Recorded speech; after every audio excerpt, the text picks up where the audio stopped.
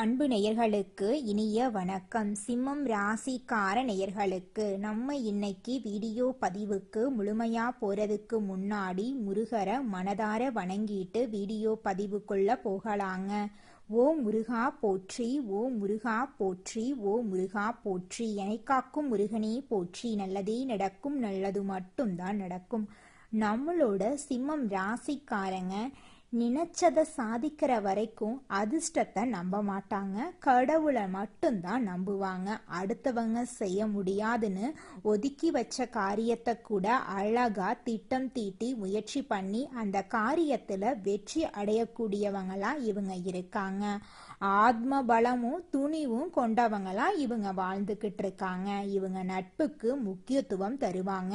அதே நேரத்துல நண்பனுக்காக உயிரை கொடுக்க கூட இவங்க தயங்க மாட்டாங்க.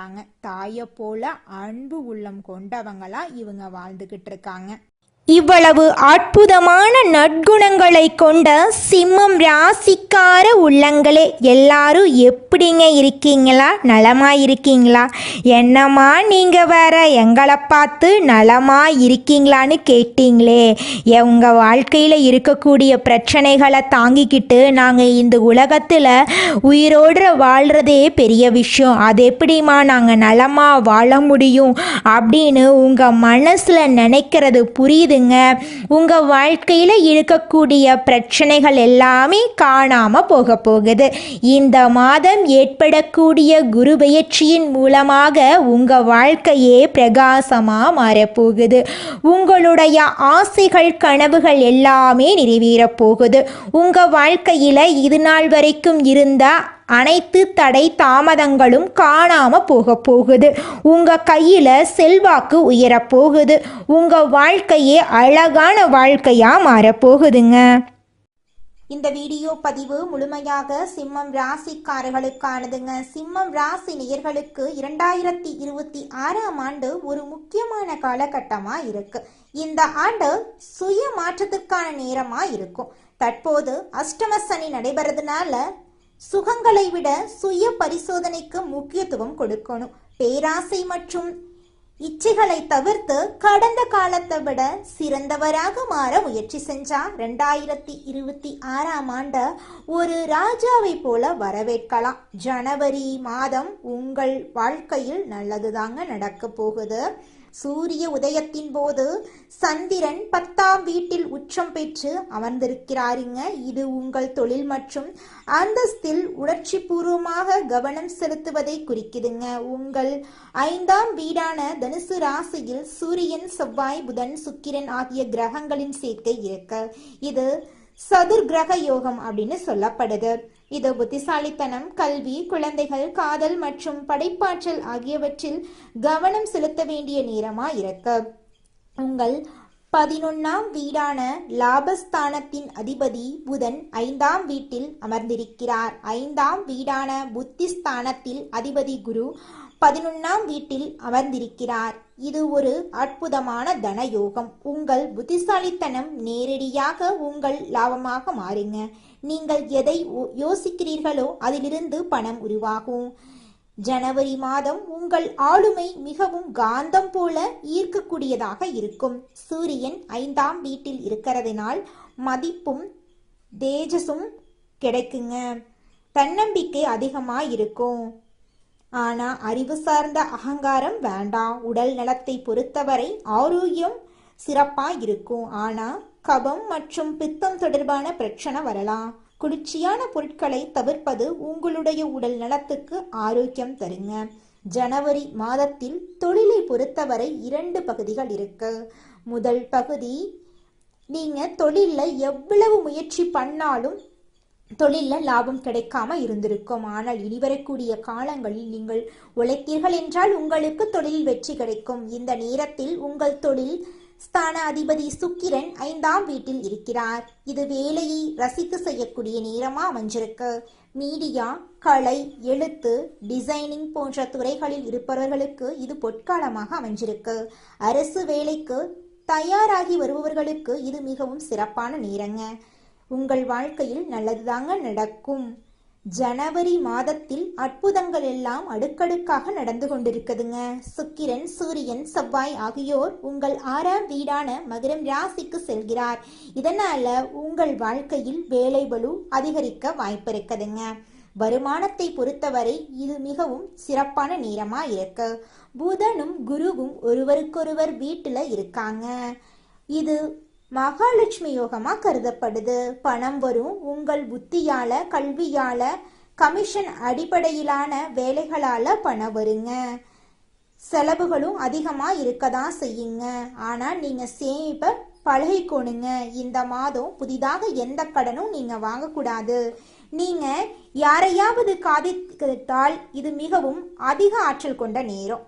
ரொமான்ஸ் இருக்கும், ஈர்ப்பு இருக்கும். ஆனா ஈகோ மோதல்கள் வரலாம். திருமணமானவர்களுக்கு 7ஆம் வீட்டுல ராகு இருக்கிறதுனால ராஜதந்திரத்தை கையாளணும். உங்கள் வாழ்க்கை துணையின் சுபவாசம் கொஞ்சம் எரிச்சலூட்டும் வகையில இருக்கதா செய்யும். நீங்க கொஞ்சம் பொறுமையா பொறுத்து போறது ரொம்பவும் நல்லதுங்க.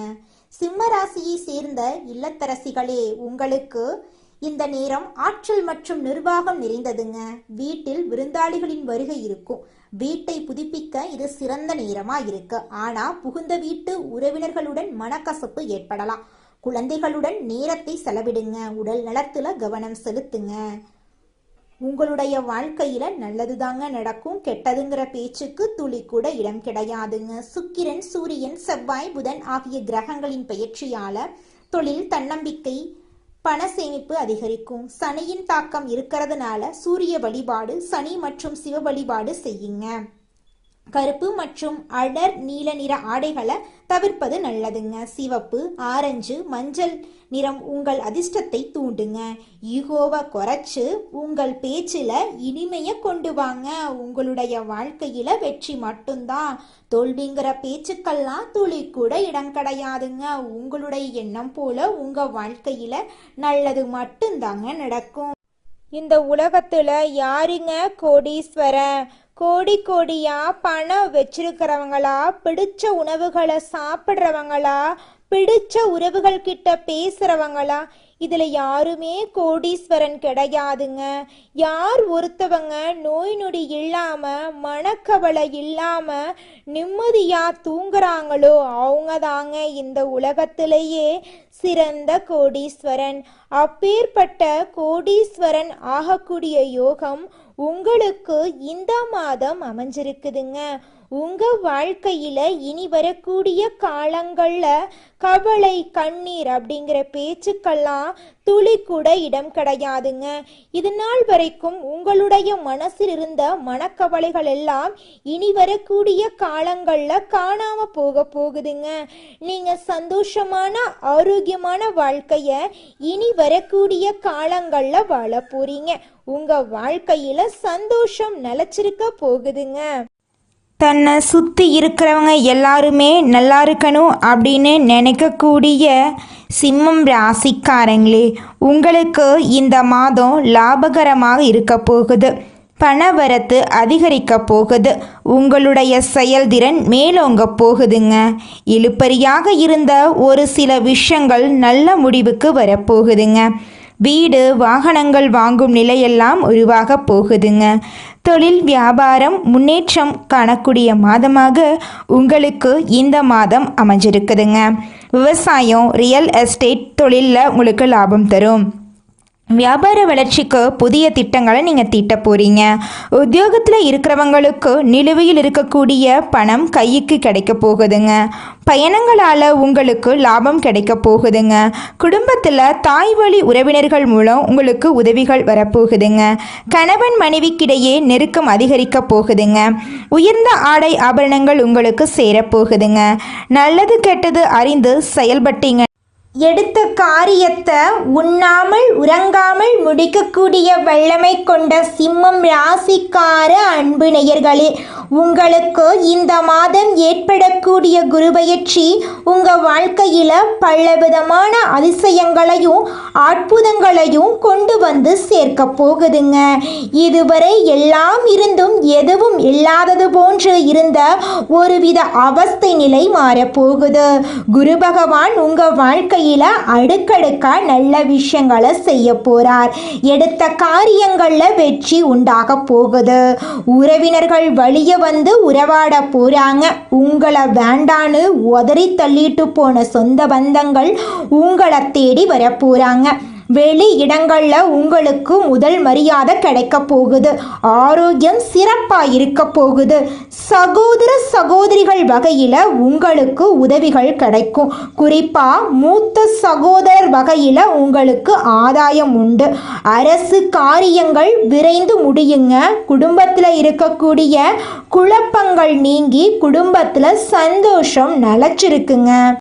சிம்மம் ராசிக்காரங்க ஆளுமை திறன் அதிகம் கொண்டவங்களா இருக்காங்க. இவங்க வாழ்க்கையில உயர்ந்த இடத்தை அடைய நினைப்பவர்களா இருக்காங்க. நிறைய பேருடைய கண் பார்வைகள் உங்கள் மேல்தான் இருக்குங்க. கெட்ட தாக்கம், கெட்ட பார்வைக்கான தாக்கம் உங்களை நோக்கி நிறைய இருக்குங்க. அதனால நீங்க கொஞ்சம் பார்த்து ஜாக்கிரதையா இருந்துக்கோங்க.